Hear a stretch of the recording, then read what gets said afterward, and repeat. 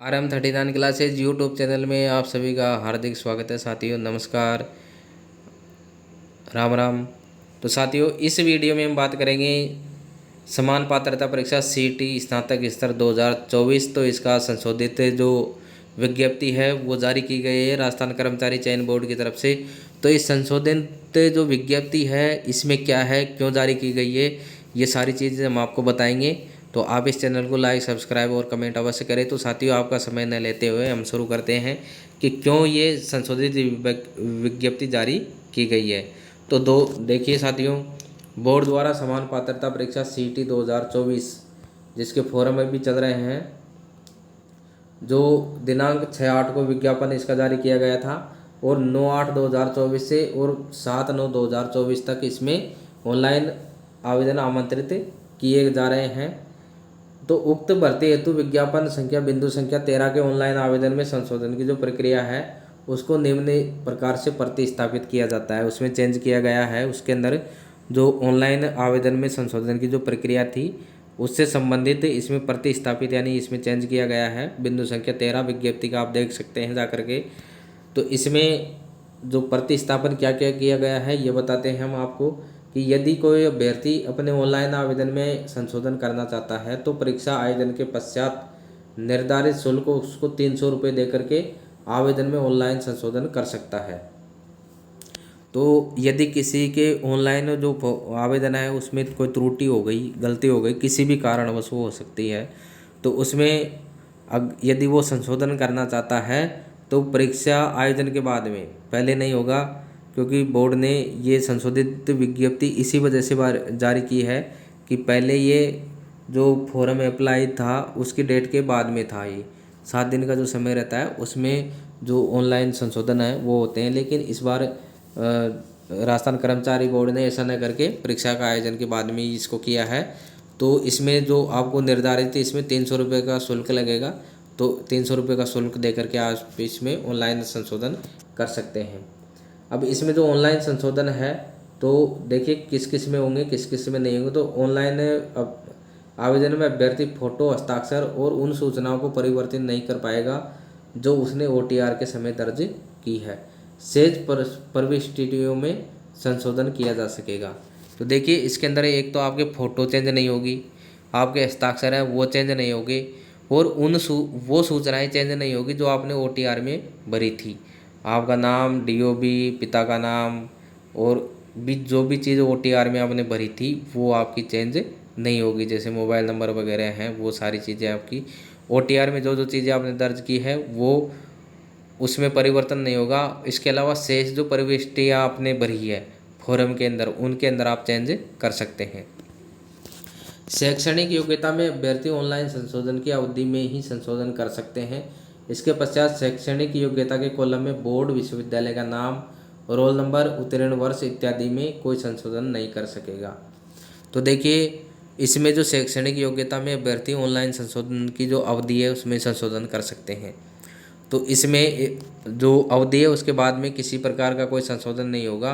Board या विश्वविद्यालय का भी नहीं होगा, रोल नंबर का, उत्तीर्ण वर्ष कोई संशोधन नहीं किया जा सकेगा। तो बोर्ड द्वारा जारी कार्यालय आदेश दिनांक 27/7/2023 के अनुसार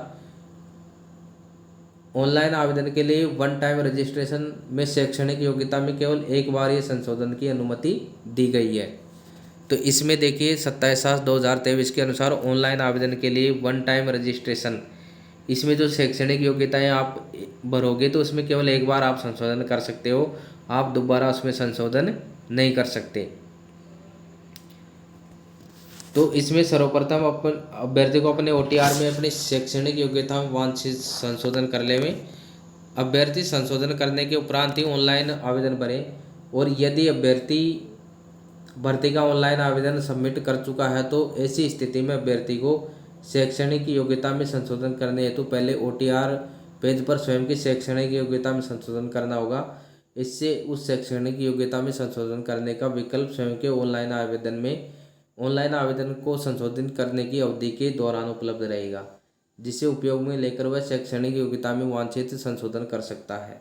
तो देखिए इसमें स्पष्ट किया है कि यदि मान लो कोई अभ्यर्थी भर्ती का ऑनलाइन आवेदन सबमिट कर चुका है तो ऐसी स्थिति में अभ्यर्थी को शैक्षणिक योग्यता में संशोधन करने हेतु पहले OTR पेज पर स्वयं की शैक्षणिक योग्यता में संशोधन करना होगा।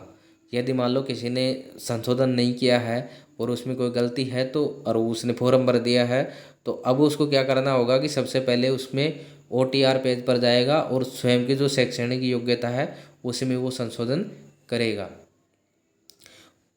इससे उस शैक्षणिक योग्यता में संशोधन करने का विकल्प स्वयं के ऑनलाइन आवेदन में ऑनलाइन आवेदन को संशोधन करने की अवधि के दौरान उपलब्ध रहेगा, तो जिसे उपयोग में लेकर वह शैक्षणिक योग्यता में वांछित संशोधन कर सकता है।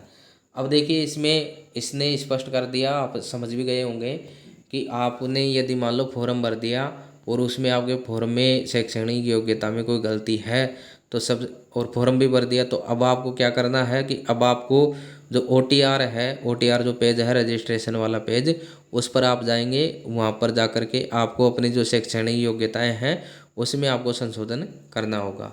तो वहाँ जैसे आप संशोधन करेंगे तो संशोधन होने के बाद में जो आपका जो आवेदन फॉर्म है उसके अंदर अपने आप ही आपको शैक्षणिक योग्यता का संशोधन का विकल्प उपलब्ध हो जाएगा।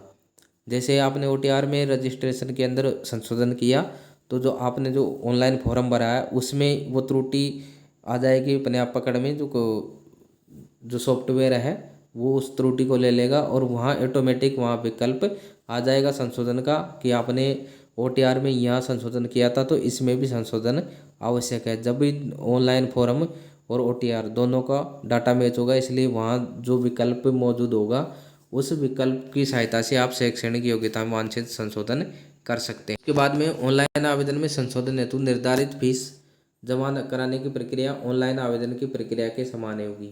तो जो ऑनलाइन आवेदन की जैसी प्रक्रिया थी उसी प्रकार से आपको इसमें फीस जमा करानी होगी। यदि किसी अभ्यर्थी के ऑनलाइन आवेदन में त्रुटि रह जाती है तो उसे परीक्षा आयोजन के पश्चात ऑनलाइन त्रुटि संशोधन हेतु एक निश्चित समय दिया जाएगा, जिससे अभ्यर्थी अपने ऑनलाइन आवेदन की त्रुटि को ऑनलाइन संशोधन कर सकेगा। तो ऑनलाइन आवेदन में संशोधन हेतु उक्त दिनांक और समय की सूचना प्रत्यक्ष बोर्ड की वेबसाइट के माध्यम से दी जाएगी और उक्त निर्धारित समय में अभ्यर्थी अपने ऑनलाइन आवेदन में निर्धारित संशोधन शुल्क 300 रुपये जमा करा करके भुगतान करके संशोधन कर सकता है। तो इसके पश्चात ऑनलाइन आवेदन में किसी प्रकार की त्रुटि का संशोधन नहीं किया जाएगा और ऐसी त्रुटि का स्वयं जो अभ्यर्थी है वो जिम्मेदार होगा। तो देखिए बोर्ड द्वारा ऑनलाइन आवेदन की अंतिम तिथि के पश्चात 7 दिवस में संशोधन का अवसर प्रदान न करके और समस्त अभ्यर्थियों को परीक्षा आयोजन के पश्चात ऑनलाइन आवेदन में संशोधन का अवसर इसमें दिया जाएगा। तो ये स्पष्ट किया है राजस्थान कर्मचारी चयन बोर्ड ने कि ऑनलाइन आवेदन की अंतिम तिथि के बाद में जो 7 दिन का समय रहता है वो ऑनलाइन संशोधन का उसमें अवसर दिया जाता है, लेकिन इस बार समस्त अभ्यर्थियों को परीक्षा आयोजन के पश्चात ही ऑनलाइन आवेदन में संशोधन का अवसर दिया जाएगा। तो इसकी अलग से सूचना प्रकाशित की जाएगी विभाग द्वारा कि कब इसमें संशोधन का अवसर दिया जाएगा। तो ऐसे अभ्यर्थी जिनके त्रुटि हो गए या फॉर्म गलत हो गया उनको घबराने की आवश्यकता नहीं है, परीक्षा के बाद में उनके फॉर्मों में संशोधन किया जा सकेगा।